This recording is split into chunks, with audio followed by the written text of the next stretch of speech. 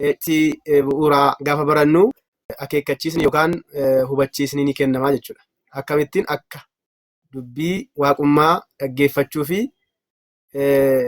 hubachuu qabdan jalqaba sannuu kenna jechuudha. Boqonnaawwan 12 qaba barnoonni kuni hayaataan yoo dhaggeeffattan boqonnaa tokkoffaa irratti dhalli namaa maali? ሰው ልጅ ማን ነው? ስለ ሰው ልጅ እንማራለን።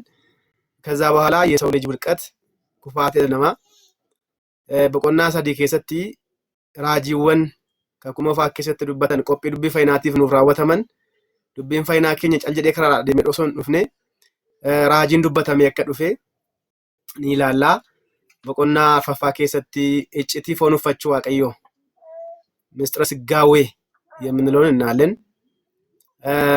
ደበለታኒ በቆና ሸነፋ ከሰት ኢየሱስ ክርስቶስ ጎንከ ዋቅ ጎንከ ነመከተ ፍጹም ሰው ፍጹም አምላክ እንደሆነ ፍጹም ማለት ምን ማለት ነው? ፍጹም መሆኑ ራሱም ያንዳንዱን ነገር እያነሳን እናያለን። በቆና ጃ ግዳረቲ ተጃጅለ ክርስቶስ የክርስቶስ አገልግሎት በምድር ላይ ምን ይመስላል? ተጃጅሊ ጎፍታ ኬኛ ፈይሳ ኬኛ ኢየሱስ ክርስቶስ ማል ፈካታ በቆና ተርበፋረቲ አጃኢበ ክርስቶስ ራወቴ አጃኢበ ክርስቶስ ራወቴ እጭቲ ወሎሚናቲን ጀቹላ በስጊው ቃል ያደረጋቸው ተአምራትን እናለን። በቆና ሰደስቲ ሆጂ ፈይና ስለነገረ ድህነት እናያለን። በቆና ሰገል ከሰቲ ዱአከው ኦልበኡ ፊ አራርሱማ ክርስቶስ ኒላላችሁ አራርሱማን ክርስቶስ ከንቁልቁሎታ ገራገሩማን ሳኒ ማለከተ ኒላላ ኩርነፋ ረቲ በቆና ኩርነፋ ጋፊወን ዱቢ ክርስቶስ ረትካን በነገረ ክርስቶስ ላይ የተነሱ የተለያዩ ጥያቄዎችን ከዛ በቆና ቁረተኮፋ ክርስቶስና ቤተክርስቲያን መን ክርስቲያና ከምቲኒ ክርስቶስን አከሽን ላሉ ቀብዱ ኑቲለ አከምቲን ኡባቾ ከቀምኑ በቆና ቁጠ ለመፋ ፊ ንዱማ ዱፋቲ ክርስቶሲ ፊ ሙርቲሳ ጋፋ ዱፎ አከምቲን ኑፋ አከምቲን ኤገነኑት ሙ ከንጀዱ ጡሙራ ጀቹላ ዱቢ ክርስቶስ ጀቹን አከሲን ላለማ ጆሌ ዋቀዮ። ከዛ በፊት ግን በኤፌሶን መልእክት ምዕራፍ 6 ቁጥር 15 እስከ 20 ያለውን ባላችሁበት ቦታ ታነባላችሁ። መጽሐፍ ቅዱስ ያላችሁ እንደሆነ ኤፌሶን በቆና ጃ ለኮፍሰ ኩዳሻን አንገድ ደማት ከንጅሩ እንግዲህ ወገባችሁን በእውነት ታጠቃችሁ ሙዲ ኬሰን ስርናን ሂደተኒ የጽድቅን ጦር ልበሳችሁ ወጂ ቀየልና ፈተኒ በሰላም ወንጌልም በመዘጋጀት እግሮቻችሁን ተጫምታችሁ ቁሙ። ወንጌለ ነጋ ሂደዳቲ አበዳ ወንጌለ ነጋ በሁሉም ላይ ጨምራችሁ የምንበሉበትን የክፉንን ፍላጻዎችን ሁሉ ልታጠፉ የምትችሉበትን የእምነትን ጋሻ ያዙ። አመንቲስ ቀበዳ የመዳን ራስ ቁር የመንፈስ ሰይፍ ያዙ። እርሱም የእግዚአብሔር ቃል ነው።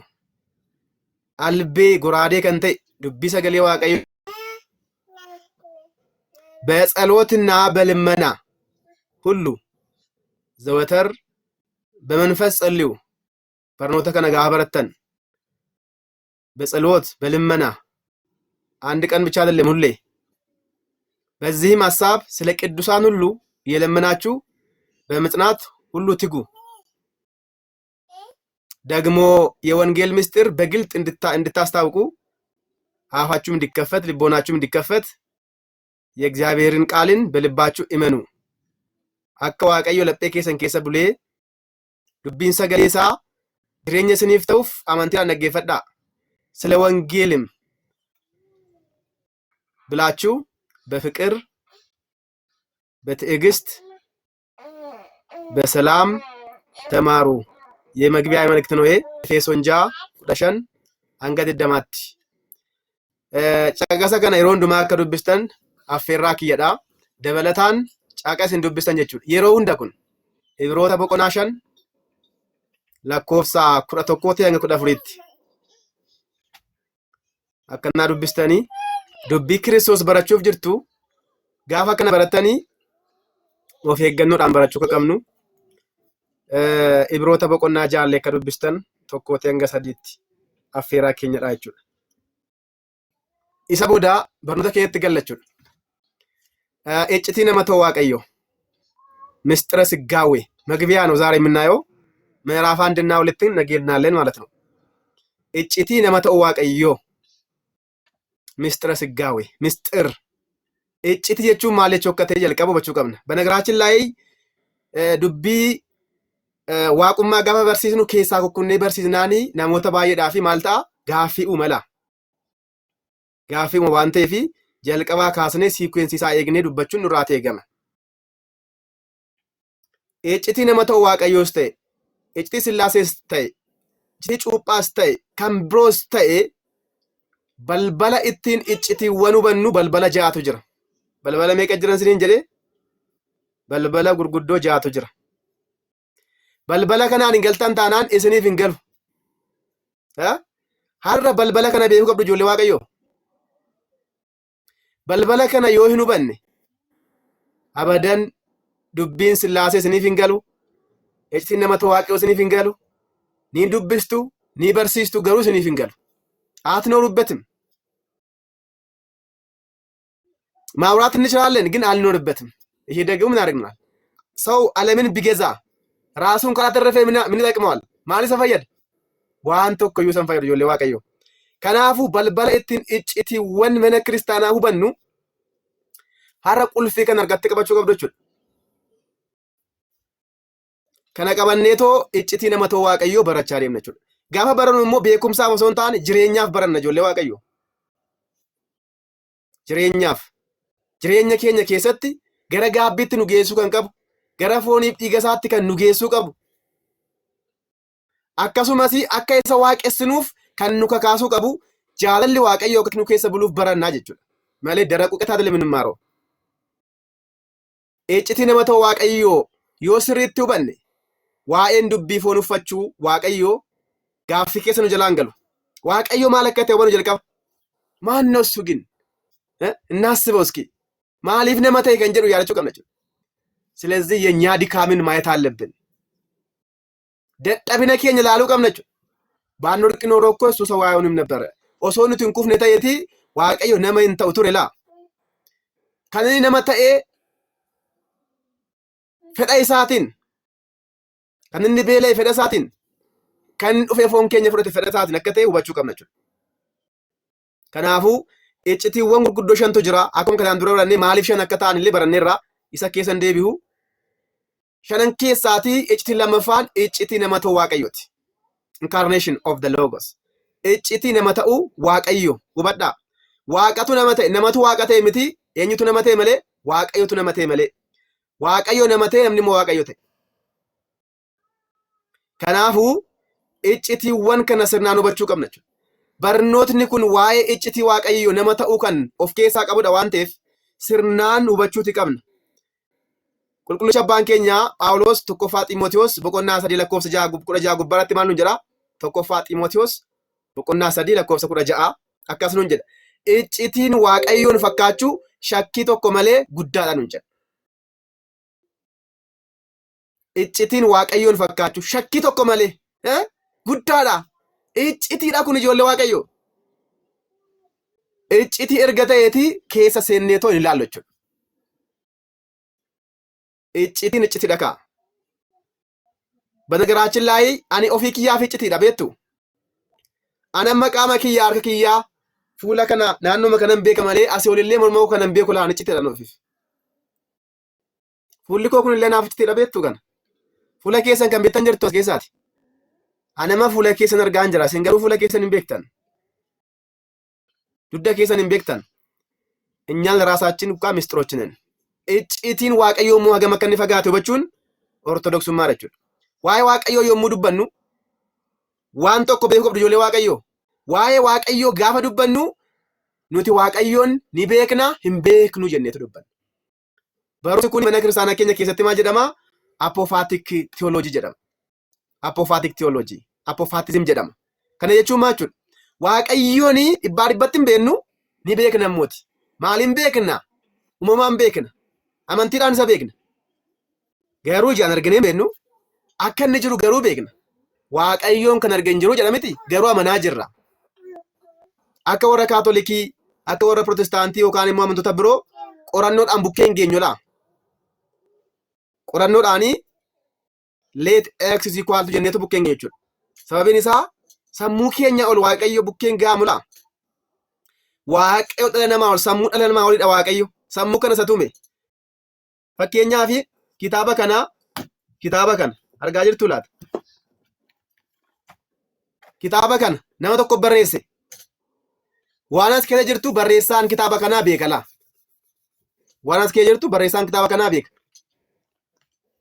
Anaan immoo Waaqayyo na uume na beeka. Wanta hundumaa koo beekala Waaqayyo. Ani garuu waa'ee isaa beeku. Kitaabni kun garuu waa'ee namicha kanaa hin beeku. Ani isa qorachuu hin danda'u jechuudha. Isa qorachuu hin danda'uun. Kanaaf Waaqayyo dhala namaatiif dubbii fayyinaa yeroo kennutti hubachuuti qabna ijoollee Waaqayyo. Waaqayyo afaan dhala namaatiin hin mul'atu.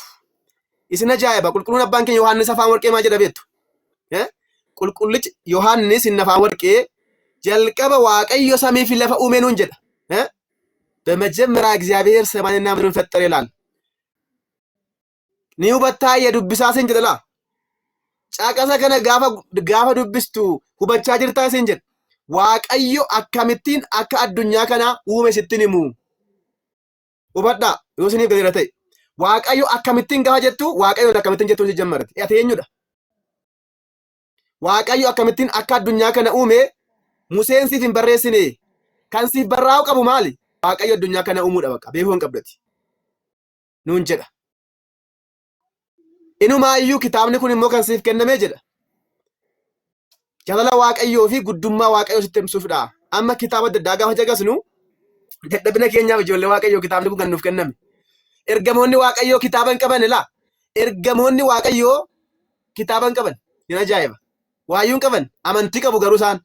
So nuti Waaqayyoo yoo amanne amantiidhaan yoo deemnee Waaqayyoon arganna. Kitaaba qofa jettee kitaabaan deemtennaan garuu kufanii hafuun jira waan ta'eef Waaqayyo afaan dhala namaatiin akka hin hubatamne sirnaan hubachuun baay'ee barbaachisaadha jechuudha ijoollee Waaqayyo. Kanaafuu iccitiiwwan jettee manni kiristaanaa keenya kan isheen barsiistu iccitiidha bakka. Icciti jechuun beekna waan sana garuu dubbachuu hin dandeenyu. Beekna waan sana garuu ibsuu hin dandeenyu laa. Sillaaseen tokko sadiis akkamitti naa ibsime anoo hin beeku. Hin beeku anoo. እንዴት አውቃለሁ እኔ? Waaqayyo nama ta'e akkamittiin? Ani alaaqim. Isu ብቻ ያውቃል. ድንግል ማርያምን ካታቅም ዱብሮ ማርያም mataan ishee iyyuu gadameessa ishee keessa gaafa buufatee wanta hunda laphee isheetti qabachaa turte nuun jedhama. Ergamoonni samii hin beekan. Qulqulluu Gabriel hin beeku. Qulqulluu Mikaa'el hin beeku. Akkamittiin Waaqayyo loogos kun foonii wajjin waloomee akka nu fayyise Waaqayyoon alatti kan beeku hin jiru. Kanaaf icciti jedhame kun. Akkamittiin waaqummaa foonummaan waliin waloomaa? Anoo hin beeku. Barumsi tawaahidoo kana obboloota ko. Barumsi tawaahidoo beekattennaan gara Kaatolikiitti si geessaa jechuudha. Gaafan akkas jedhu dubbisuu hin qabdanii qo'achuu hin qabdanii jechaa hin jiru ijoollee Waaqayyoo. Garuu beekumsa qofaan deemuun hin barbaachisudha. Iccitiiwwan mana kiristaanaa keenyaa amantiidhaan iccitiidhaan fudhatamu. Hayyoonni mana kiristaanaa yeroo baay'ee jechoota afaan irratti xiyyeeffannoon kennan. Jechoota afaan irratti. Jechoonni afaanii kuni Waaqayyoon ibsa waan ta'eef jechuudha. Kanaafuu iccitiiwwan barriiwwan iccitii kan jedhaman iccitii tawaahidoodha waan ta'eef sirnaan namni iccitii tawaahidoon hin hubanne ijoollee Waaqayyoo jireenya keessaa ba'a. Mootummaa Waaqayyoon galu. በነገራችን ላይ እንደቀልድ እንዳታዩት እሺ ወገኖቼ። አቂማችሁን ደግሞ ይወቁ እሺ። በረታን ኩታ tokko jira barataan kutaa lama jira. Barataan kutaa tokko tootaa qormaata kutaa shanaffaa hin qo'atus hin dubbisus galees hin baratu. Miidiyaa kana keessa kan jiru barattoota adda addaa jira laa. Kanaafuu haalli hubannaa keessan maal ta'uu qaba? Waa'ee dubbii waaqummaa hubachuudhaa fi guddachaa deemuu qabdu jechuudha. Nuti illee barsiisonni kana ilaalaa barsiisuu qabna. Barsiisuu duwwaa miti. Ilaalaa barsiisuun dirqama keenya ta'a jechuudha. Maaliif nam tokko kufuu hin qabu waan ta'eef. qulfii mana kiristaanaati dubbiin nama ta'uu waaqayyoo. Dubbiin nama ta'uu waaqayyoo qulfii mana kiristaanaati. Barrii kana malee mootummaa waaqayyoo galuu hin qabdu. Hin dandeessus. Wangeela Yohaannis boqonnaa 10 gubbaa barriin ana jedhe. Barriin ana. Barrii kun Yoosiif hin galle. Barriin kun fooniif dhiiga isaadha, cuuphaa isaadha. Okay, barree jechuun isaa ittiin ol galtu miti. Mootummaa waaqayyoo kan ittiin galtu cuuphaadha.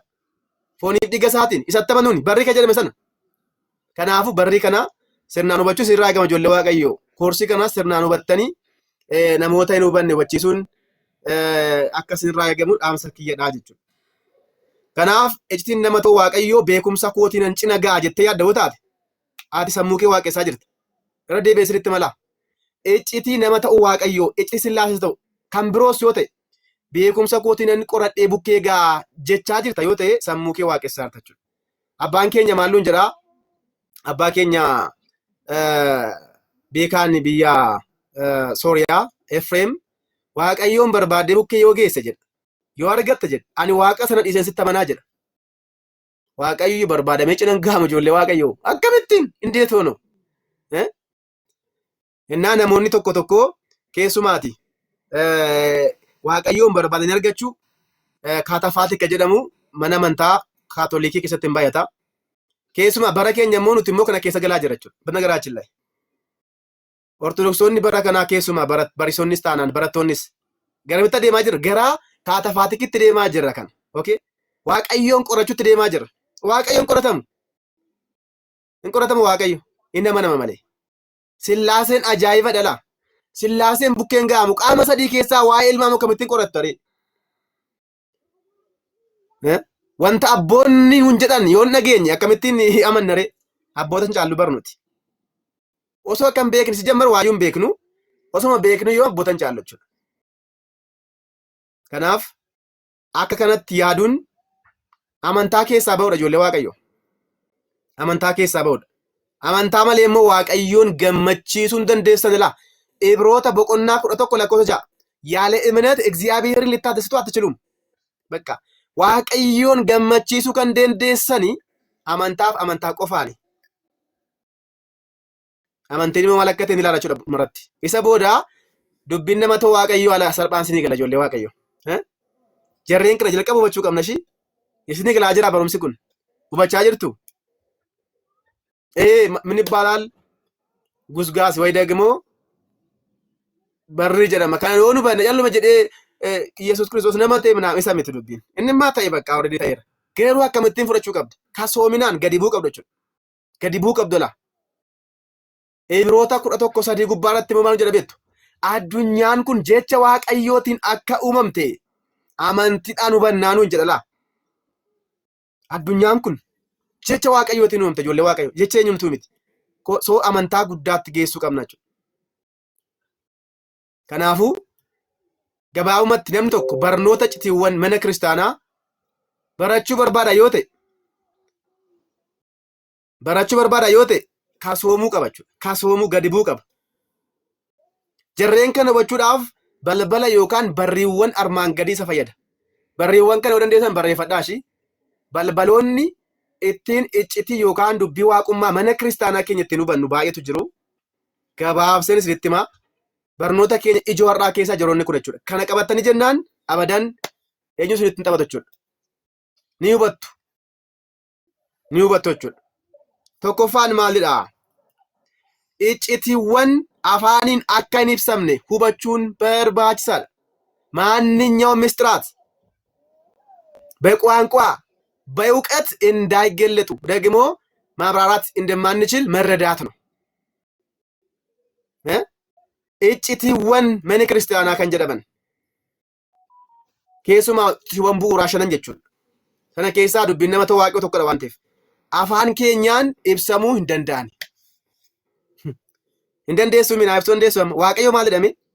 Banagraachillaa jechi waaqayyo jedhu waaqayyo hin ibsu jettu kan. Jechi waaqayyo jedhu waaqayyo mataa isaa ibsuu hin danda'u. Yaa'u waliigallee itti waamna malee. Itti waamna. Amma yoonaatti maqaan waaqayyoon ibsu hin jiru laa. Garuu gocha waaqayyoo kan ibsu jira. Fakkeenyaaf Elshaadaay jenna. Maaliif? Hunda waan danda'uuf.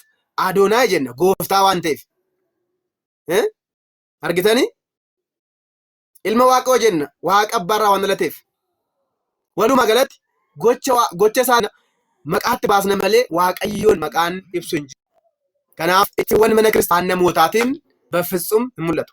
Addunyaa kanarra yoo xiqqaate afaan 7,000tu jira. Afaan 7,000 keessa amma yoonaatti barreeffamas kan qaban kan hin qabnes ta'anii waaqayyoon kan ibsu hin jiran. Egaa barreeffama waan ta'u gaafa argitu kunoo akkas jedha gaafa jettu kan yaadachuu qabda jechuudha obboleessa obboleetti kun. Barreeffamni waaqayyoon ibsu hin jiru. Okay, barreeffamni waaqayyoon ibsu hin jiru. Fakkeenyaaf yeroo jalqaba jecha ture jedha. Yaaddanii meettu jecha kana ijoollee waaqayyo. Jalqaba maal ture? Jecha ture. Ture jechuun maal jechuudha meesitti? Ture. Maaliif ture jechuun yeroo ibsa miti? Waaqayyoof yeroon ni ibsamaa? Ni ibsamaa waaqayyoof? Bakka ture jetteetta waan ta'eef kaleessa waaqayyo ture akka keetti yaaddaa waaqayyoon? Ture jettee jechuudha. So ani kaleessa barataan ture fakkeenyaaf har'a barisaadha. Ani kaleessa qeerroon ture irra garuu fuudheera fakkeenyaafan. Kaleessa akkasan ture irra garuu akkas miti. Waaqayyoof akkasidhaa? No. Jechoonni waaqayyoon ibsuu hin danda'an ijoollee waaqayyoo. Okay. Akkasuma waaqayyo ni gadde jedha. Waaqayyo ni gadde. Seera uumamaa boqonnaa 6 lakkoofsa 16 gaafa dubbistanii maannoo 6 gaafa dubbistan waaqayyo ni gadde. Waaqayyoon gadde amala isaatiin ijoo. Barreeffameera bakka waaqayyoon gadde itti dubbachuu qabdaati. Eeshi akkasumas waaqayyo ni qore. Waaqayyoon qora amala qoruun amala waaqayyooti. Inde qortuun eenyudha seexana miti. Kan qoru seexana. Kanaafuu kitaaba qulqulluu irrattis ta'e kitaaba dubbii abbootaarrattis ta'e galaatii irrattis yoo ta'e ortodoksiin tokko jecha ta'u gaafa dubbisu dudduuba deebi'ee akka mana kiristaanaatti dubbisuu qaba malee kunoo baraa'eera gaafa jedhu keessaa beera jechuudha bannagaraachillee. Kan hubachuu qabdu. Kan hubachuun barbaachisaadha. Waanuma barraa'eef hin dubbiftu jechuudha ortodoksiin. Zeebee jira. Galumsa jira. Waaqayyo ni kolfa jedha fakkeenyaaf faaruu Daawit. Lamin taangeleggu Ahizaab kan jedhu irratti waaqayyo ni kolfe waaqayyoon kolfaa jiru. Ilkaan qabaa waaqayyo. Hin kolfaayi. Hin kolfaa waaqayyo. Bakka waaqayyo kolfeera kanaafiyyuu jettaa. So kitaabni ortodoksiin deebii qabdi gaaffii sanaaf immoo deebii laatti. Tokkoffaan maal isiniin jedhee iccitiiwwan afaaniin qubeedhaan yaada namaatiin hubachuun hin danda'amudha. Okay? Kan hubadhaa. Sadaffaa lammaffaa dhiifama lammaffaa. Iccitiiwwan guutummaan akka hubachuu hin dandeenyu hubachuu qabna. Iccitiiwwan guutummaa guutuutti hubachuu hin dandeenyu. Xiqqoo ishee irraa hubanna jechuudha. Lammaffaa iccitiiwwan guutummaatti hubachuu hin dandeenyu laa. Inumaayyuu iccitiidha waan ta'aniif fakkeenyaaf iccitii cuuphaa gaafa ilaaltan mistira ximqatin በደንብ ተመልከቱ እስኪ mistira ximqat iccitii cuuphaa gaafa ilaaltanii daaqnoonni jiru luboonni jiru bishaanni jira fannoon jira maayixantiin jira tansiu jedhu igzoo jedhu hin kadhatu argitanii isaan argaa jirtu mucaan gaafa dhalatu argitanii ammasin ሕፃኑን ሲወለድ አይታችኋል? ማን ነው እስኪ የሚያው ዳቁን ጌቱ አይታችኋል መሰለኝ እርሶ ስንስ ነርግኔ ከናፉ እጭቲወን ጉቱማት ኑት ሁበቹ እንደንደኙላ በቃ አንረዳም። ይሄን ማወቅ አለብን ወገኖቼ። እሺ እጭቲ ቁርባን አስንት መመሞ ክርስቶስ ወንጌለ ማቴዎስ በቁናት ደሚጃ ለቆሶ ደሚጃ ጉባቲ ማልፉዴ ዳቦ ፉደላ ማልፉዴ ዳቦ ማልፉዴ ስን እንጀሬ ዳቦ ኩኖ ኢሳ ቦዶ ኒ ኤብሰላ ኢሳ ቦዶ ኒ ጨብስ ኢሳ ቦዶ ኩን ፎንኮዳ ጀደላ ማልኮዳ ጀደ ስለ ዳቦ ቱሬ ኒ ኤብሴ ኒ ጨብሴ ኩን ፎንኮዳ ጀደ አከምቲን ዳቦን ፎንታ በምን ካልኩሌሽን ነው ጋፊን ሲንጋፈድ አከምቲን ብሻን ወይኒ ተኤዳ ቃና ሸ ገሊላት እንግለ ዮሐንስ በቆና ለመጉባረ ታይሞን ታኔ ታኤር ኤርጋችት ብሻን ወይኒ ተኤ waniin dhiiga ta'uudhaaf Kiristoosiif hin danda'ama laa. Inni wanta hundaa danda'a jemmer. Kun iccitiidha naaf siif garuu amantee fudhachuu jechuudha. Akkamittiin ta'a jetteennaan amantaa keessaa baateetta jechuudha. So nam tokko iccitiiwwan bu'uuraa gaafa baratu keessumaa iccitii nama Waaqayyoo iccitiiwwan guutummaadhaan akka nu hubatamne hubachuu qabaa jechuudha. Yommuu jijjiiramu akkamitti akka jijjiiramu hin beeknu laa. Annaaqim. Nuti hin beeknu ijoollee Waaqayyoo. Caluma jennee garuu sirna sana maal gochuu qabna? Raawwanna malee jechuudha. Daangaan beekumsa keenya nuti xinnoo waan taaneef annaaqim bakka haala Waaqayyootiin hin baraachillee. Nuti hin beeknu waan ta'eef. Akkasumas itti Sillaasee abbaan maal godhee ilma dhale miti? Abbaan maal dhale? Ilma dhale. Afur qulqulluu abbaarraa bahe. Dhale jechuun akkamidhaa? Hin cimoo afaan keenyaaf majoo kun. Nalaa Waaqayyo. Amma warri musliimaa akkamittiin waaqa dhalaa jedhu. Jechi dhabne bakka. Tacheggerni ko. Qaalaat አጣና ይሄ የኛን ትንሽነትን መረዳት ነው እንጂ እግዚአብሔርን አይደለም እኮ ደጠቢነ ኬኛ ወበቹ ቀብደ ከሰት አፋን ኬኛ ዋቀዮን አካ ኢንፕስኔ ወበቹ ቀብደ መሌ አስዴቢቴ ዋቀዮን ጥለተቹን እንደ ሶቹረት ከናፉ እጆሌ ዋቀዮ ዳንጋ ቤኩምሳ ኬኛ ቤኩ ቀምናችሁ ለጴ ኬኛ ደሙ ቀምና ሰሙ ኬኛን ሚቲ በነገራችን ላይ አመንታን ለጴ መሌ አመንቲ ሚቲ ማን ነው ሰሙ ሚቲ ወበዳ አመንቲኒ ሰሙዳን ወሶንታን ለጴዳን አመንቲን ለጴዳን እንደከንዴው ዋቀው ለጴ ኬኛ የኑ በኔ መሌ ቤኩምሳ ዋቀ ባንዴፍ ሚቲ ቤኩምሳ ኬኛ ቆፋን ይወደም ነገሩ ራቆ ቡራ ኬሰ ገለቹ ሰደፋ እጭቲወን ቤኩምሳን ከን ኢብሰመን ሚትላ እጭቲወን ኩን ቤኩምሳን ከን ኢብሰመን ሚት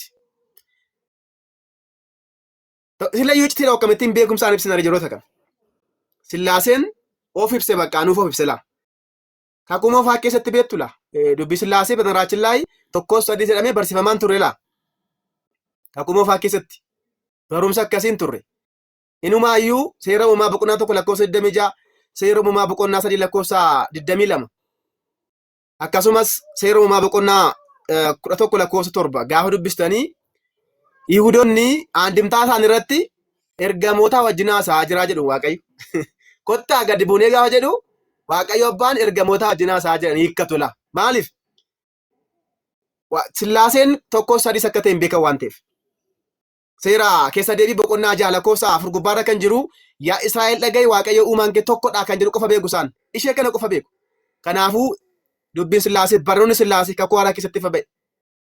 Isatu nuuf ibsa jechuudha. Akka inni nutti metti fudhanna malee beekumsa kanaan sammuu xinnoo kanaan ibsa itti laachuun hin danda'amu. Keessumaati doogimaa mana kiristaanaa keessatti ibsi laatamu ijoollee Waaqayyo. Akka yaada kootti hin jedhamu. Okay? Qannoona irratti itti laachuu dandeessa. Sirna mana hin dandeessa. Sirna mana kiristaanaa. Dubbii qulqullootaa hin dandeessa. Amma ta'e hin dandeessa. Amma ta'e sayyuu hunda miti. ዶግማ ረት ገሩ በፍጹም ማለት ነው ቀይ መስመር ነው ዶግማ ጀቸ ተቆረጥ ደበልተናን ኪል ነው በቃ ዋቀዩ አከንቲ ኑት ኦፍ ሙለተ ፈከኛፍ ዋቀዩ ማጀቻ ዱር አኒ ኢልመነማ ተጀቻ ዱር ኦኬ ኢልመነማ ጀተ ይብሱ ቀብዳችሁ ጋባ ይብሱ ዋቀዩ ማተብሱ ቀብድ ኢየሱስ ክርስቶስ ጎንከነማ ጎንከ ዋቀተ ይብሱ ቀብድ አከኒ nutti dubbatetti ibsina jechuudha. Kanaachi garuu nama ka jedhu hiiktee gara biraatti yoo geessite iddoo birootti barreeffameera jette jechuudha. Baalabeetuun an balti maal lende akkasumas jedhe kan inni jechoota adda addaa afaan adda addaatti hiikneetoo geessuu akka hin qabne hubachuu qabna jechuudha. Iccitiiwwan bu'uuraa mana kiristaanaa kun akkamittiin ta'uu danda'u jedhameen gaafatamu maraachille. Meetaafiziksii jedhamu beektu laata namoonni filoosofii barattan. Metaphysics gartuu filosofii keessaa baay'eetu jiru isaan keessaa tokko metaphysics dha. Metaphysics jechuun maachuudha Waaqayyo eenyudha gaafata. Who is God? ራሱ ማን ነው እግዚአብሔር ይባላል እንዴ? አማነ ሞኒ tokko akkasitti yaadaa jiru jechuudha. Waaqayyo mataan isaa eenyu hin jedhamu akkas jechuudha. Iccitiiwwan mana kiristaanaa kun akkamittiin hin jedhamu jechuudha. Akka inni nuuf ifetti maal gochuu qabna? fudhachuu qabna. Iccitiiwwan waloominaa keessatti dhimmootni baay'een beekumsaan hin ibsaman.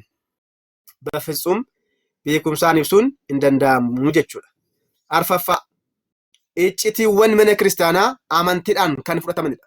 በእምነት ነው ijoollee waaqayyo amantii qabdu yoo amantii qabaattanii jalqaba aansilaa caqasinii kenneera Efesoon boqonnaa 6:15 kaase yeroo hundumaa dubbisaa daraa keessa waaqayyo akka isin ibsuuf okay kadhannaa godhaa jilgeenfadhaa gara waaqayyootti guddachuu barbaaddu yoo taatan waaqayyoon kadhadhaa jilgeenfadhaati okay amantiin kan fudhala barri arfaffaa iccitiiwwan mana kiristaanaa amantiidhaan kan fudhatamanidha. Caaluma jennee ibsatti laachuudhaan akka dhuunfaatti ilaaluudhaan osoo hin taane amantiiwwan iccitiiwwan hundumaa kan ibsan karaa amantiidha jechuudha. Fakkeenyaaf namni hin dhalanne lammaffaa mootummaa waaqayyoo galuu hin danda'u. Mootummaa waaqayyoo galuu hin danda'u. Kana amantee bishaan keessa galtaa meerri anuun dhalanne ittiin dhiistu jechuudha. Bishaan keessa gaafa galtu akka haadha kee fi abbaa kee alatti osoo hin taane akka hafuuraatti dhalatta. Kana amantee galta jechuudha. Kanaafidha beektu warri Pirootestaantii yeroo baay'ee hin amanan beektu. Maaliif amantiin qaban jechuudha bira. Namni iccitii cuuphaa mormu amantiin qabu. Namni iccitii qurbaanaa mormu amantiin qabu. Maaliif? Daabboon nyaadhaa jira laa. Amantiin qabu gaa. Daabboon sun akka foon waaqayyoo ta'u hin beeku jechuudha. Akkasumas iccitii cuuphaa bishaan keessa galeen bahaa jira shaaworiin galaa jechaa jira namni sun. Sillaasee dhalachaa jira jedheen fudhatu jechuudha. Kanaafuu iccitiiwwan mana kiristaanaa amantiidhaan kan fudhataman. Amantii jechuun immoo maal akka ta'e Ibroota boqonnaa 11 lakkoofsa 1 fi lakkoofsa 6 yoo dubbistan isiniif galaa jechuudha. Amantiin maal akka ta'e jechuudha. Abdii kan godhan wanta hin argamne tokko akka waan argaa jirrutti kan fudhannu jechuudha. Amantii jechuun sana ijoollee waaqayyoo. Iccitiiwwan iccitiidha jennee amannee fudhachuu qabna. Iccitiidha bakka fudhachuudha maal ammaraaciin qabnu yoo fayyuu barbaanne laa. Isaayyaas boqonnaa 1 lakkoofsa 19 gubbaa maal jedha beektu? Albeesii kaa'eera ibidda sii kaa'eera yookaan bishaan sii kaa'eera abidda siif kaa'eera kan barbaadde fudhadhu hin jedha. Kan barbaadde fudhachuun mirga keenyadha jechuudha dhallee taanaan jechuudha. Manni kiristaanaa wanta hundumaa nuuf keessetti. Amma sana mana kiristaanaatiin ilaalaa deemuun barbaachisaadha. Shanaffaa.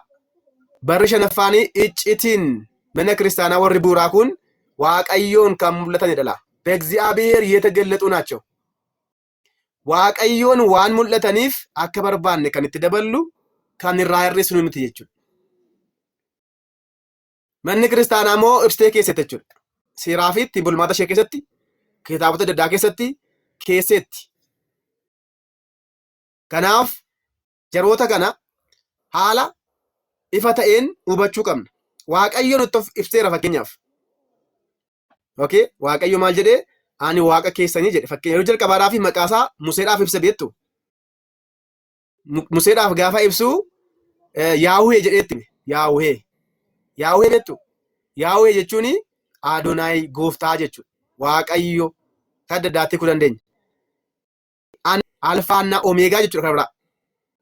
Ani anadhaa jedheetti meenyutti abbaa keenyaa Museetti. Waaqayyo nyutti mee ofime. Museetti ofime jechuudha. So waaqayyo akka jiru hubanne jechuudha. Waaqni kun immoo tokko sadii akka ta'e immoo kitaaba keessatti barreessetti hime. Mul'annaan kun revelation of God jedhama. Revelation yookaan mul'achuu waaqayyoo immoo kan adda addaadha. General and physical jenneetoo adda baasuu dandeenya jechuudha. General kan jedhamu yookaan physical kan jedhamu kun wantoota argaman kanaan ragaawwan bu'uuraatiin waaqni nutti mul'ateera. Special kan jedhamu immoo kitaabaan raajotaan kallattiidhaan abjuudhaan nutti mul'achuu danda'a waaqayyo. Hubadhaa kitaabaan nutti mul'ateera. Kitaabaan gaafa nutti mul'atu waaqayyo filatee osoo hin taane warroota barbaadaniif mul'ateera jechuudha. Akkasumas raajotaan mul'ateera waaqayyo nutti. Karaa raajotaas ilaalaa jirra jechuudha. Akkasumas yoo ati lapheen kee qulqulluu ta'e abjuun sitti mul'ata waaqayyo. Ani kitaaba hin qabu. Raajota hin qabu immoo Waaqayyo karaa uumaatitti mul'ata. Aduun si barsiisti. Muki si barsiisti. Argitanii?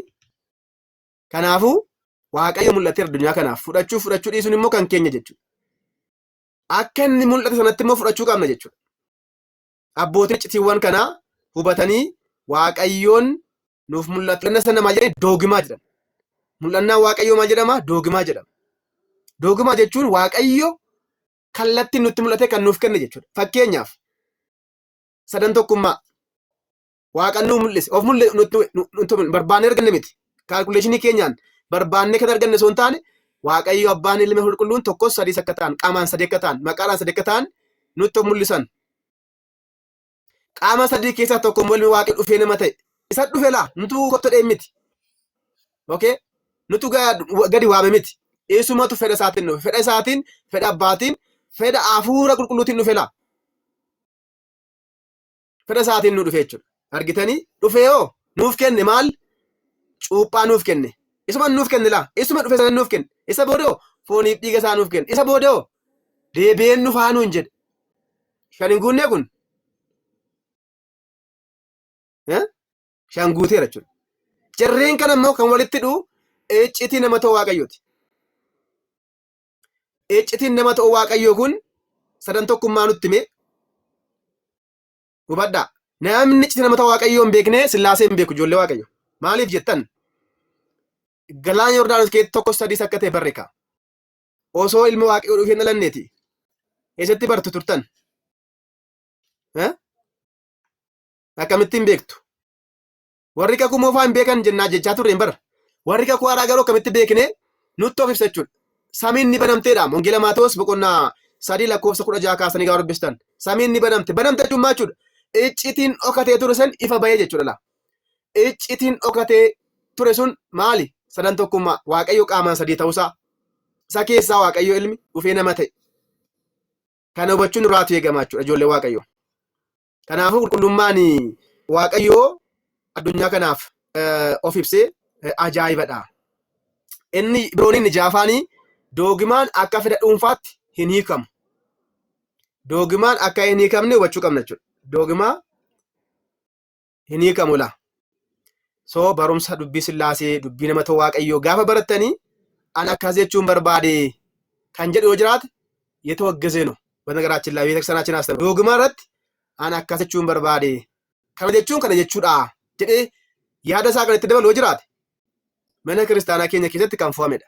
Maaliif iccitiin bu'uuraa kan ta'an doogimaan mana kiristaanaa keenyaa ibsa dhuunfaatiin bakka dhumee taa'eera bakka Waaqatu kenne akkuma inni kenne sanatti fudhanna.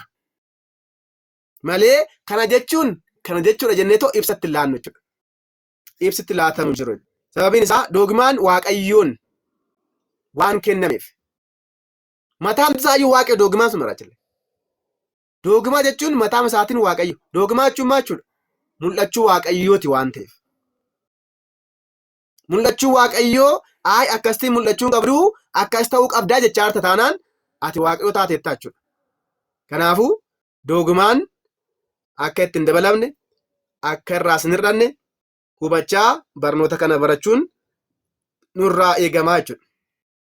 Kanaafuu ijoolleen Waaqayyoo akkamittiin iccitiiwwan bu'uuraa kana hubachuu dandeenya ree? Akkamitti hubachuu dandeessu ijoollee Waaqayyoo? Hin barbaaddu hubachuu sirnaan hubachuu hin barbaaddu? Laphee keessan irraati warroonni ammaa barriidha ishii yeroonni ammaa barriidha laa. Yeroonni kunaan galuu qabdu laa. Galuu qabdu. Galtanii immoo akka hin dhaabbanneef hoo galuu duwwaa miti laa. Maal gochuu qabdu? Hubachuu qabdanii? Akkamitti hubachuu qabdu? Ishee kana daraa keessan sirnaan naa qabadhaa ishee biroo tokko. Sirnaan naa qabadhaa. Tokkoffaan Waaqayyoon sodaachuu qabdu. እግዚአብሔርን መፍራት አለባችሁ። ምስጢራትን በተማራችሁት ጊዜ እግዚአብሔርን ካልፈራ ነው መቼም ቢሆን በቃ የለም። ምን ይላል አባታችን ቅዱስ ሶሎሞን? የመጀመሪያ ጥበብ እግዚአብሔርን መፍራት ነው ይላል። ቤኩምሲ ፊ ኦጉማን ጀልቀባ waaqayዮን ሶዳቹዳኑ እንጀዳ ጆሌ waaqayዮ ሶ በሪ ከነ ኬሰ ገሌ caluma jennee maqaasaa waamaa akka hin jiraannee fi maal gochuu qabna? Waaqayyoon sodaachuu qabna. Waaqayyoon sodaachuu qabna. Waaqayyoon sodaachuun karaa ittiin gara Waaqayyootti dhiyaannudha waan ta'eef. Gara Waaqayyootti gaafa dhiyaattu immoo tokkummaaf sadummaasaa akka humna keetti siif ibsa. Fakkeenyaaf Abrahaam Waaqayyootti mul'ate. Abrahaam nama 3 arge. Wangeela Yohaannis boqonnaa 8 lakkoofsa 56 አብርሃምም ቀኔን ማየት ፈለገ ተመኘ ደስ አለውም ይላል። አብርሃም ጉያ ኮ አርጉ በርባድ ነው ያርገ ጀደላ አብርሃም ዋቀዮ አብርሃም ትሙለቴ ጋባት ሙለተ አብርሃም ከመተርገ ጆለ ዋቀዮ ነርገ አብርሃም ኖ ነመሰዲ ያርግ ሰሙን አብርሃም ዋቀዮ ነርጎ ሶንታን ነመላውደቹ ዋቀዮ ከዋቁም ማሳት ሙለቹን ኑፍ በዲሰ ዋንቴፍ እሺ አባንኬኛ ዳንኤል በቆና ቶርብ ጋሩ በተለኮ ሰገለ ጉባ jaarsa barabaraan dulloome teessoo irratti argilaan immoo jaarsa amma Daani'el kana baachuu danda'a. Isaayyaasis akkasuma argeera. Isqeel argeera. Abboonni baay'een Waaqayyoon arganiiru shi akkamittiin argan kan jedhu immoo ibsa barbaachisa waan ta'eef. Fakkeenya wangeela Maatiyos boqonnaa 5:8 gubbaarratti libbe bicu'aan nicu'aan naachoo እግዚአብሔርን ያያሉና ይላል። namoonni lapheen isaanii qulqulluu ta'ee eebbifamoodha Waaqayyoon argu waan ta'eef kanaafuu ijoollee Waaqayyoo qulqulluu ta'a. Waaqayyoon sodaadhaa jechaa jirra jechuudha. Okay? Waaqayyoon yoo sodaanne dhugumatti isin Waaqayyoon nuuf jechuudha. Qulqulluu Gorgoriyoos nabaabee Melekot abbaa jedhama akkasumas jedha. Waa'ee Waaqayyoo beekuu barbaadaa nuun jedha. Waa'ee Waaqayyoo beekuu barbaadaa? Amma ta'ela beekuu jechuun asirratti beekumsa sammuu osoo hin taane gara isaatti guddachuu qulqullummaan jiraachuu jechuudha. Ni barbaadaa jedha. Eeyyee yoo naan jette jedha. Waa'ee barnoota Waaqayyoo barachuuf yeroo eegaltu jalqabuu kan qabdu jalqabuu kidhaaf gammadii nuun jedha. Inni akkuma Solomoon jedhe beekumsa jalqabaa kan ta'e sana Waaqayyoon sodaadhu siin jedha. Eeyoon sodaadhu Waaqayyoon sodaadhu. Kunis kan ta'u qulqulloofnee gara isaatti dhiyaachuudhaan Waaqayyoon sodaachuun kee immoo kamittiin ibsamaa yoo naan jette qulqullooftee gara isaatti dhiyaachuudhaan gaafa qulqullooftu cubbuu kee yaadatta malee akkamittiin akka inni nama ta'e akkamittiin achi keessa hin galtu laa maaliif achi keessa galla beektu nuti cubbuu keenya irraanfanne ijoollee Waaqayyoo cubbuu keenya isa tuullaa sana gaafa irraanfannu kaalkuleeshinii keessa galla jechuudha. Ihe ni waquu banagaraachin laa ihe እውነት ነው በቃ Aloonni seenaa kana keessa jira ijoollee Waaqayyo. Namni cubbuu isaa gaafa irraanfatu Waaqayyoon qorachuu deema jechuudha. Maal taatu gaabbii gallee kan jedhu ilaalcha keenya jechuudha. Gorsa keenyadhas. Kana qofa nu baasa jiru. Kan nu fayyisuus sana jechuudha. Kan nu fayyisuus sana waan ta'eef. Akkas hin goone ijoolleen Israa'el hubadhaa Waaqayyoon sodaachuu dhiiste caaluma jettee yoo itti deemte Museen Sami tabbarraa gaafa gadi ba'u ijoolleen Israa'el fuula isaa ilaaluu akka dadhaban atis fuula Waaqayyoo kennaa Waaqayyoo arjummaa Waaqayyoon argattu nuun jedha. Waaqa kanarraatu na oolchu. Waaqayyoon sodaachuu hubadhaa. Waaqayyoon sodaachuu gaafa sarkaati badu hubadhaa saboonni Israa'el jabbii waaqessaa waan turaniif fuula Musee ilaaluu hin dandeenye. Egarmaachuudhaan fuulli Musee maaliif ni ifeette laa? Argitanii kanaafuu fuula Musee ilaaluu kan danda'u kan dadhabe kamittiin Waaqayyoon ilaalare jaroonni sun fuula Musee maaliif ilaaluu dadhaban Musee irra kabule Waaqayyo qulqulluu waan ta'eef jaroonni immoo jabbii xuraa waaqessaa waan turaniif abadan fuula Musee ilaaluu dandeenye. Fuula Waaqayyoo dhiisiti fuula qulqullootaa ilaaluu dandeessu. Waaqayyoon yoo sodaachuu dadhabde. Saint George of Nazani Oration on Holy Lights lakkoofsa 8 kutaa 9 gubbaarratti argattu. Oration on Holy Lights. Oration on Holy Lights 8:9 fuula 354 irratti bal'aadha banagaraachin laa xinnoo ishee keessaa fadheensi ni dhiyeesse. So HT1 mana kiristaanaa hubachuudhaaf sadarkaa tokkoffaatti gochuu kan qabdu maalidha? Waaqayyoon sodaachuudha.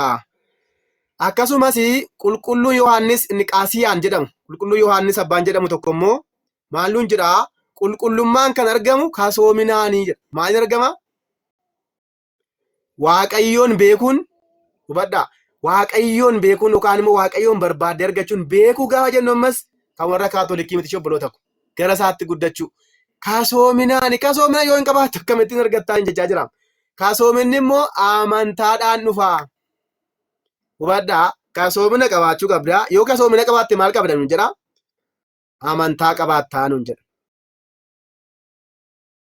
Itti fufee hoo waaqayyoon sodaattaa siin jedha. Itti fufee hoo amala gaarii qabaattaa nuun jedha. Itti fufee hoo qabeenyaa qabdu hunda waaqayyoof dhiistaa ni irraanfatta qabeenyaa kee nuun jedha. Qabeenyaa kee irraanfatta. Qabeenyaa kee keessaa tokkoffaan maali? Beeka jettee kan yaaddu. Wal'aanummaa kee qofa yaadatta beekumsa kee dhiiste. Gaafa kam? Gaafa kasoomaa taatu jechuudha. Ati fuula waaqayyootti faarfataan Daawit raammoo jedhe. Gaafa guddattu akka Daawitiin taata jechuudha. Abrahaam ani awwaara jedhe gaafa guddattu akka Daawit abbaa keenya Abrahaam taate. Phaawulos hanga samii sadiitti gaafa ol ba'u ani ulfa ba'e jedhe laa. Ulfa ba'anii jedhe ijoollee waaqayyoo. Hubadhaa. Lammaffaan qulqullummaadha. Tokkoffaan maal isiniin jedhee kasoomaan waaqayyoon sodaachuudha. Lammaffaan qulqullummaa. Yoo nu danda'ame kana gochuu qabna keessa obboloota ko. Tokkoffaan gaaffii gaafa gaafannu kasoominaan gaafachuu. Waaqayyoon sodaachuudhaan gaafachuu. Okay? Gaaffii waan ta'eef gaafachuu miti. Gaaffiin sun na fayyisa moo maal na godhattee gaafachuu qabda jechuudha. Waanuma gaafachuu qabduuf miti kan gaafattu Ortodoksii keessatti.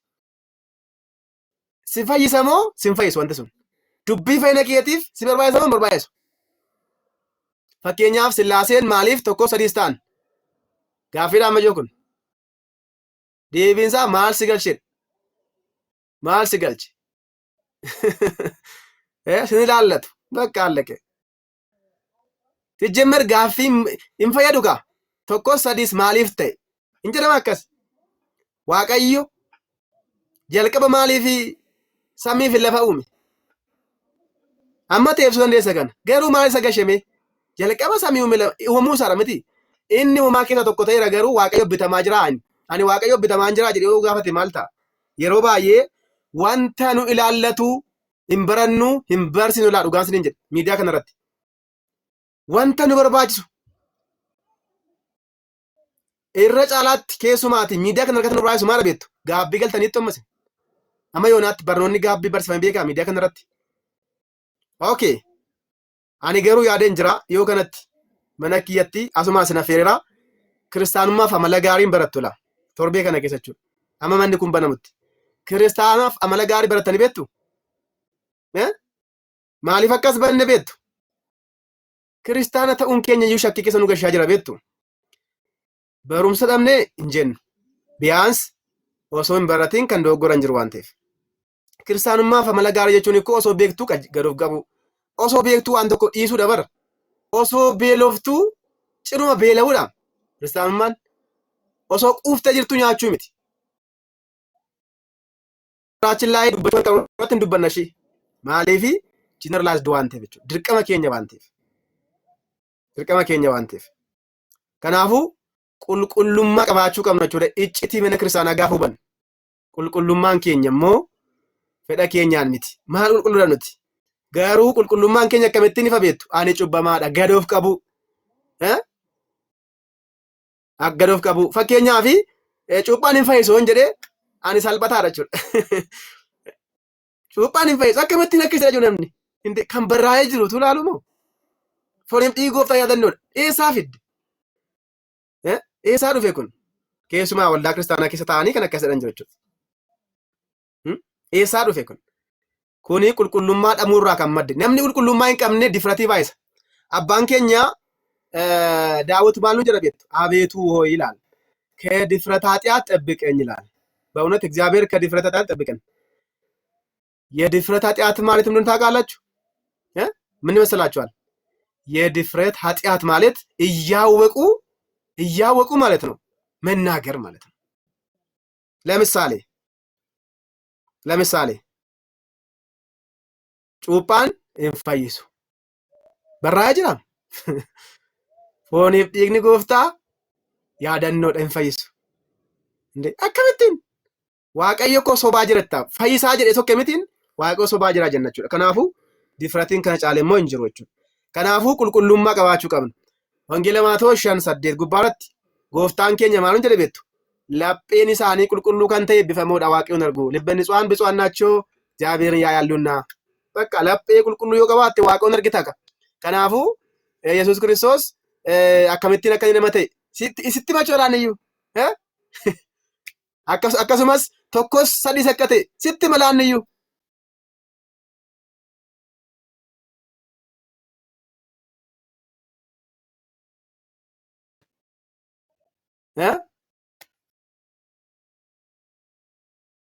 irratti yaadadhaa maannoo tabbaa ejersaa irratti wangeela Maatewos boqonnaa 17 laalaa boqonnaa 17 fuula isaa dhaabbachuu dadhabaniin barattoonni gooftaa hin dadhabanii bari hin kufaniin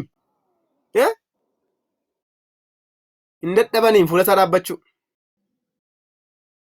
waaqa akkasii dabara amma waaqa akkasii ta'uu isaa hubachaa dhabna nuti Phaawulos fa'aa gaafadhaa yoo danda'ame barattoota gooftaa 4 gaafadhaa 5 gaafadhaa hundaam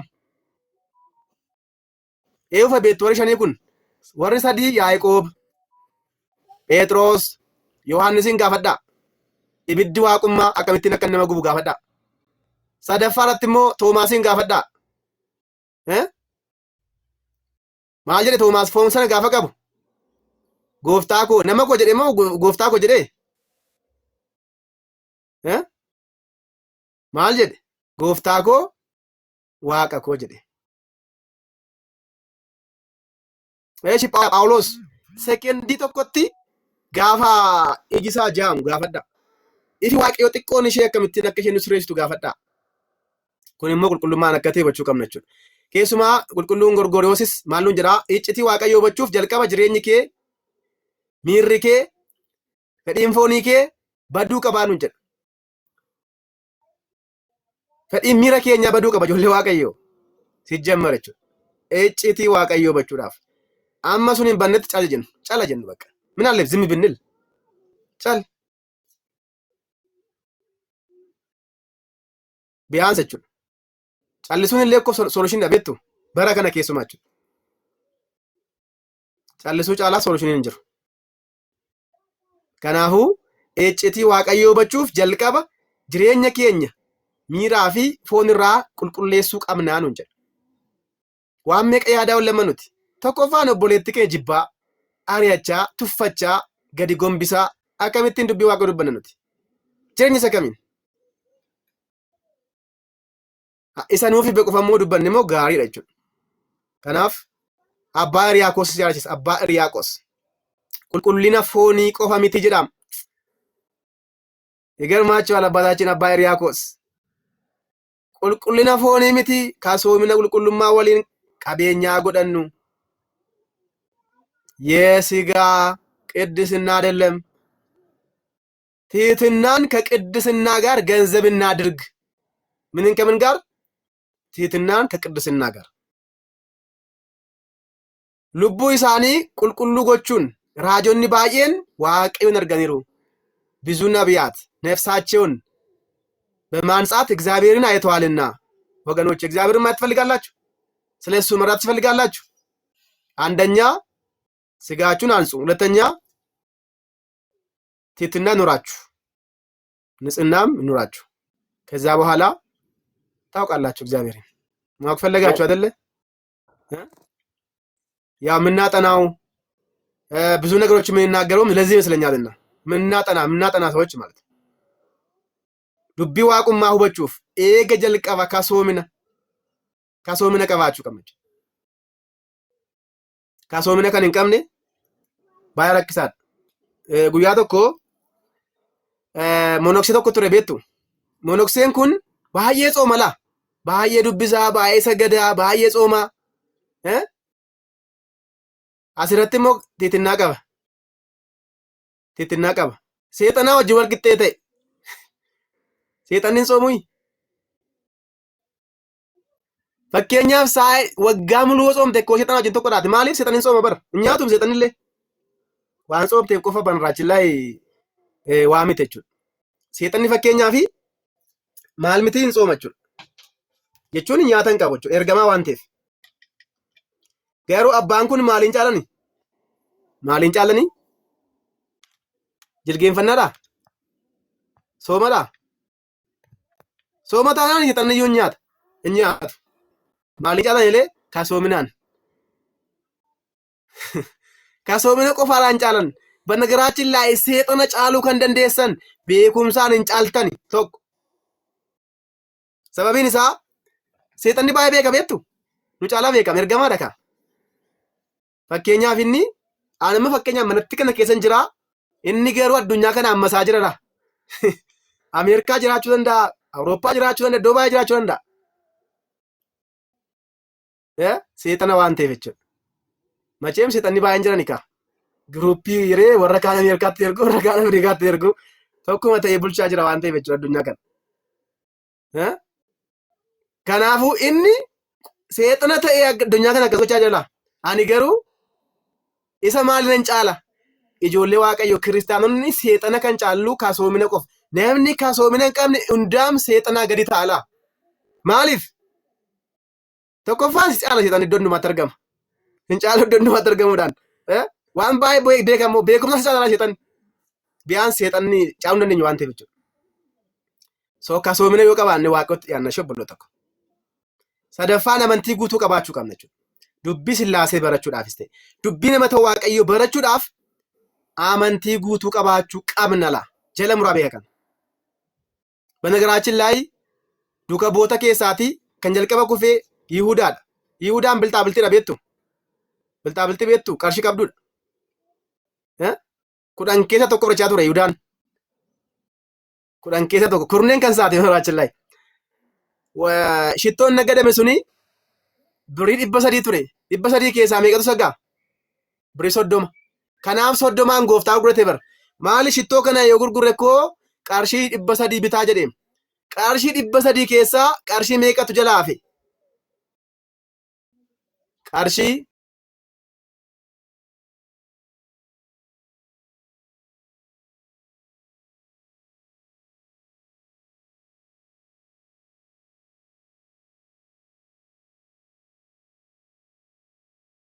ilaala amantiin qabu. Barataa goof barataa ture garuu Tasalonqee galeetu hafe. Namoonni baay'een jiru. Nisxiroosin ilaala, Ariyoosin ilaala. Nisxiroos Phaaphaasii ture beektu? Phaaphaasii ture. Garuu amantii waan hin qabneef tokkummaa mana kiristaanaatti foome. Nisxiroos akkas, Sabaaliyoos akkas, gantoonni baay'een jiru jechuudha. Maaliifidha? Amantii waan hin qabneef jechuudha. Maaliif amantii hin qabne? Amantii waan hin qabneef iccitiin nama ta'u Waaqayyoo fakkeenyaa fi Ariyoosiif hin galle. Beekumsa guddaa qaba Ariyoos banagaraachin laayii. Dandeettii walaloo, dandeettii barreeffamaa baay'ee cimaa ture kan sin ajaa'ibu. Garuu beekumsa kana negatiivlii fayyadame yookaan dabiinsa fayyadame jechuudha. Harallee taanaan amantiin qabnu taanaan rakkisaa waan ta'eef amantiin keenya shaakalamuu qaba. Amantiin keenya maaliin ibsama? Tokkoffaan wal hubachuu, wal dhaggeeffachuu, wal kabajuu. Amantiin bari akkasiin baatirii qabattee magaalaa keessa deemuu ni famiti. Siraa dubbifama amantiin jechuudha. Akkuma jechaa turre kasoominaan jechuudha. Waa'ee Waaqayyoo amantiin malee hubachuun hin danda'amu. Tasuma jechuudha. Beekumsa dubbii waaqummaa illee kan argannu amantii yoo qabaannedha. Namni amantii qabu Waaqayyoon hubachaa deema. Fakkeenyaaf abbaa keenya abbaa Ariyaakos kan sin ajaa'ibu waayyuun beeku ture laa. Abbaa Giyoorgis Zaggaasichaa waayyuun beeku ture laa. Abbaa Giyoorgis kitaabanni barreessa argitaniittu. Kan isin ajaa'ibu barreeffama mana kiristaanaa Ortodoksii Tawaahidoo keessaatii hanga yoonaatti isin akka isaatti barraa'ee hin jiru banagaraachin laayii. Sirna barreeffamaa eegee haala ajaa'ibaatiin barreesse. Kan isin ajaa'ibu waggaa 7 rakkachaa ture. Waggaa 7 fi waan tokko osoo hin beekin rakkachaa ture eenyunni abbaa Giyoorgis Zaggaasichaa. Matsaafa Misxir, Wuddaasee Masqal kitaaba baay'ee barreesseera laan. Argaanoon kan jedhamu matsaafa Saayitaat. Kitaaba baay'ee barreesse. Kan isin ajaa'ibu kaampaasii galee miti. Hin kadhate dubroo Maariyaam maaloo jedheen. Kan isin ajaa'ibu raajii Isaayyaas boqonnaa 60 lakkoofsa 13 gubbaarratti warroonni si tuffatanii dhufanii miila keetti gufuu kan jedhu tokko jira beektu. Abbaa Giyoorgis maal jedhe beektu? Maaloo carraa kanatu argadhe jedheen. Maaloo dhaqee osoo miila dubroo Maariyaamitti kufee jilgeenfadheefi jedheen. maaloo toon caammaa ishee dhaqee baadhee jedhe. Dhugumatti abbaan keenya abbaa Giyoorgis hawwii qulqulleetti dubroo Maariyaam argachuu waan qabuufi hawwii akkasii hawwaa ture. Dubroo Maariyaam dhuftee garuu beekumsa ibsite jechuudha. Akkuma Izraan dhugaatii beekumsaa dhugeetoo kitaabota badan barreesse abbaan keenya Giyoorgis Abbaa Zaggaasichaas haala kanaanii amantiin ifee raawwachuudha. Kolleejjiin galle. Okay, maasin itti maan jira? Amantii qabaannaan barumsi ni galachaan jira. Shi ifadha miti. Amantii malee garuu yoo baranne, amantii malee garuu yoo dubbisne ishee beeknu harkaa badachuudha. የቆጡኔዎስ ድብላ ጣለች የብብቷን ጣለች እንደሚባለው ማለት ነው። isheen harka jirtu kana dhamnachuudha la humna ol gaafa hiixannachuudha. Humna keenya beekuu qabna ijoollee Waaqayyo. Humna keenya beekuu qabna. Qulqulluun Efreem illee maalluun jira Waaqayyo mataa isaa kan inni ittiin isiniif ibsu amantiidhaani. Waaqayyo mataa isaa ofii isaa kan inni itti ofii isin ibsu karaa amantiidha. Karaan tokko ittiin amantii qofadha bakka. Karaa biraan qabnu nuti. ካልኩሌሽን ብርሃን እንጅሩ እምነት ተስፋ ስለምናደርገው ነገር የሚያስረግጥ የምናውም ነገርም የሚያስረዳ ነው። ተስፋ ነው እምነት ደግሞ አይጨበጥም አይዳሰስም። በእምነት ግን የዳሰስክ ነው። አቦኒ ኬኛ ዋቀዮን ካን አመነን ዋቀዮስ ኢሳኒ ፈመነሜት ጋፈት ዋቀዮን ነመት ሲፈመነማ ዋንተት ጋፈት ሞ ሲፍሰቹ ፈኬኛ ሙሴን ፉለ ከነርጋ ጀዴ ፊትን ማየት ፈልጋለሁ አለ ጌታ ጋር ምን አለ? ፊቴን ማየት አትችልም ጀርባዬን ታለ አለ። ፉለ ኮ አርጉ እንደንደሱ ማልኮላልት ዱደ ኮላልት ዱደቹን ማቹን ኢልማ ዋቀዮት አቦኒ ኬኛ ጋፈን ቶኮሰን የጋፈኑ ፊካኒ ዱደቹን በረቦደቹዳ በረቦደቹን ከቋራ ከተቹ ቶኮስ ዱደቹን ዱደረማልታ ሙጫታ ዳይመታ ከረ ሙጫ ኮና አርግታ ከረ ሙጫ ኮ ከረ ኢልማ ኮ ና አርግታ ዱጉማ ሙሴን ወንጌለ ማቴዎስ በቆና ቁጥሮ ጉባራቲ ታበታ በረቱ ዱፌ እኙ ነርጌራ ነርጌራ ኢልማ ዋቀዮ ሶ ዋቀዮ ላ ቦለ ኬሳ ባሴ ዴቢሲት አማንታን ጅራቹ ቀበቹ ኬሱማ ያዕቆብ በቆና ለመለኮስ ደሚሰዲ ጋር አብርሃምስ ዋቀዮ ነመኔ አከ ቀጀሉማትስ ለካሜፊ አባሪያኮስ ማሉን ጅራ አባሪያኮስ አባን ኬኛ አማንቲ ጉቱ ቀባቹ ቀምኑ ጋፍኑትሙ አከሱን ጅራ የሮ ከነ ያዱ ጀ የሮን ከነ ያዱ እያደላ ዋድ ብሮ ማረም ያደቱ ዋይ ኢልመኬ የሮ ያዱ ጀ ዋይ ኢልመኬ ቤኩዳፊ ገላነ ጉዳ ኬሰነቄቶ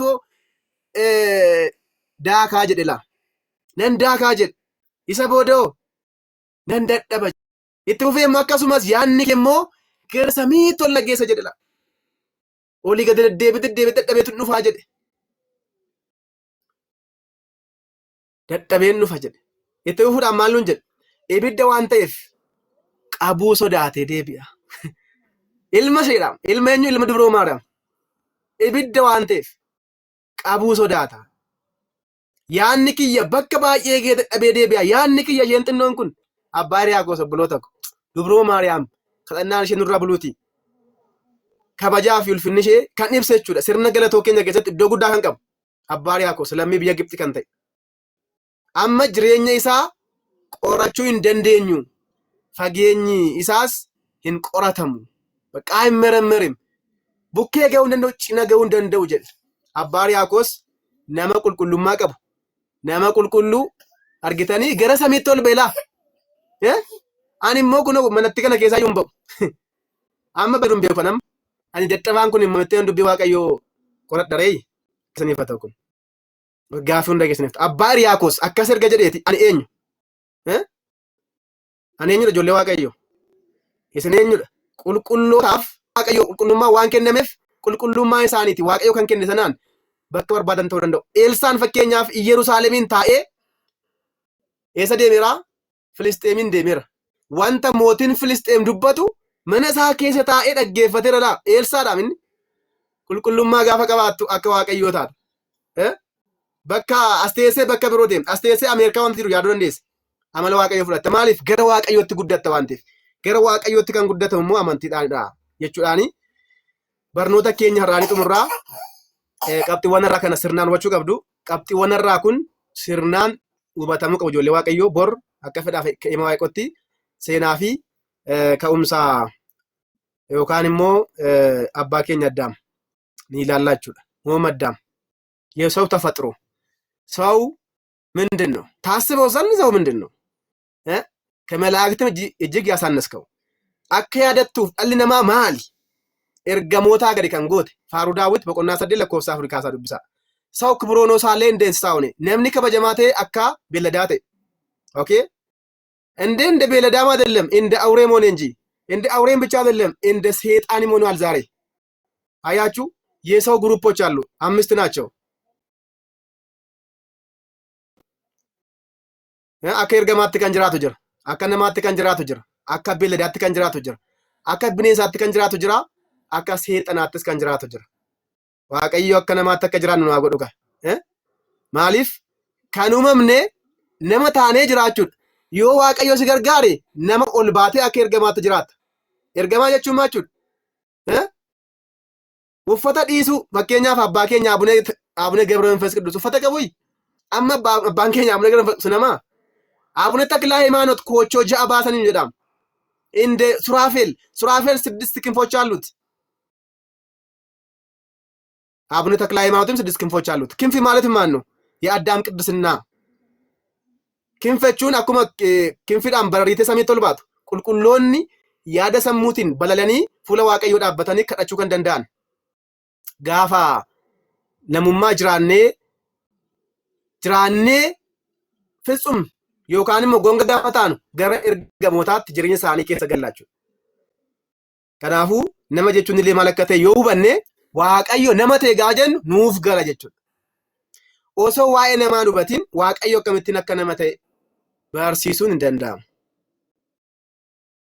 Osoo waa'ee qubeen baratiin birsagaa hojjechuun hin danda'amu. Osoo birsagaa hin hojjetin jecha uumuun hin danda'amu. Osoo jecha hin uumin immoo gaaleen uumtu. Gaalee osoo nuumin himanumtu isa booda kitaaban barreessu jechuudha seer lugina afaan illee akkasiin deema kan nu barsiise waaqayyoof galanni haa ta'u amma danda'ametti kadhadhaa waaqayyoo akkasiin ibsuufi waaqayyoo mana isaa keessatti akka nu qusatuuf yeroo hundumaa kadhannaan ta'u qaba barnoonni waaqayyoo calma jennee ji'oogiraafii yookaan keemistirii miti adaraa keessan jilgeenfadhaa fuula waaqayyootti waaqayyoo barumsa kana naaf ibsi jedha ani dadhabaadha naaf illee kadhadhaa akka hin dogoggorreef an nama dhawaaran ta'e jechuudha afaan kiyya koltaaffaa kanaan dubbii sagalee waaqayyoo akka hin cabsineef naaf kadhadhaa dadhabaa kanaafi isinis kadhadhaan ergaa kiyyadhaa waaqayyo sin eebbisu